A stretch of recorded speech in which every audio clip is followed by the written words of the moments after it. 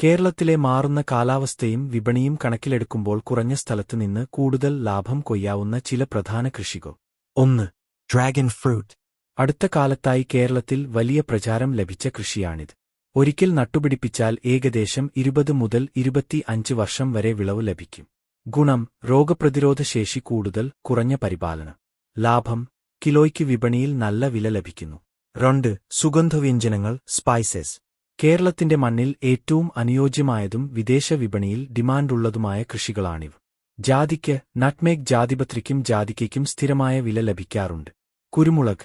കറുത്ത പൊന്ന് എന്നറിയപ്പെടുന്ന കുരുമുളകിന് എപ്പോഴും ആവശ്യക്കാരുണ്ട്. ബുഷ് പെപ്പർ രീതിയിൽ കൃഷി ചെയ്താൽ കുറഞ്ഞ സ്ഥലത്തുനിന്നും വിളവ് ലഭിക്കും. 3. ഔഷധസസ്യ കൃഷി, മെഡിസിനൽ പ്ലാന്റ്സ്.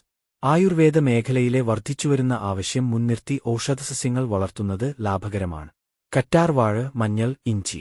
ഇവ കോസ്മെറ്റിക്, മരുന്ന് നിർമ്മാണ മേഖലകളിൽ വലിയ തോതിൽ ഉപയോഗിക്കുന്നു. 4. ഹൈടെക് കൃഷിരീതികൾ. കുറഞ്ഞ സ്ഥലമുള്ളവർക്ക് താഴെ പറയുന്ന രീതികൾ സ്വീകരിക്കാം. പോളിഹൌസ് കൃഷി. മഴമറകൾക്കുള്ളിൽ പച്ചക്കറികൾ, തക്കാളി, കാപ്സിക്കം കൃഷി ചെയ്യുന്നത് വഴി കീടശല്യം കുറയ്ക്കാനും കൂടുതൽ വിളവ് നേടാനും സഹായിക്കും. ആക്വപോണിക്സ്. മത്സ്യകൃഷിയും പച്ചക്കറി കൃഷിയും ഒരേ സമയം നടത്താവുന്ന രീതിയാണിത്. 5. സംയോജിത് കൃഷി, ഇന്റഗ്രേറ്റഡ് ഫാമിംഗ്. കേരളത്തിലെ സാഹചര്യത്തിൽ ഏറ്റവും ലാഭകരം സംയോജിത കൃഷി രീതിയാണ്. കൃഷിയോടൊപ്പം താഴെ പറയുന്നവ കൂടി ഉൾപ്പെടുത്താം. ആട്, കോഴി വളർത്തൽ. കൃഷിയിലെ അവശിഷ്ടങ്ങൾ തീറ്റയായും ഇവയുടെ വിസർജ്യം വളമായും ഉപയോഗിക്കാം. തേനീച്ച വളർത്തൽ. കൃഷിയിടത്തിൽ തേനീച്ചകളെ വളർത്തുന്നത് പരാഗണം വർദ്ധിപ്പിക്കുകയും മികച്ച വിളവ് നൽകുകയും ചെയ്യും. ചില പ്രായോഗിക നിർദ്ദേശങ്ങൾ. 1.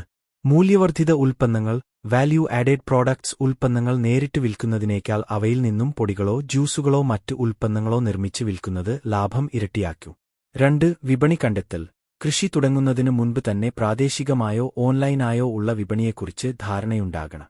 ഇതുപോലുള്ള കൂടുതൽ വീഡിയോകൾ കാണുന്നതിനായി ചാനൽ ലൈക്ക് ചെയ്യാനും സബ്സ്ക്രൈബ് ചെയ്യാനും മറക്കരുത്.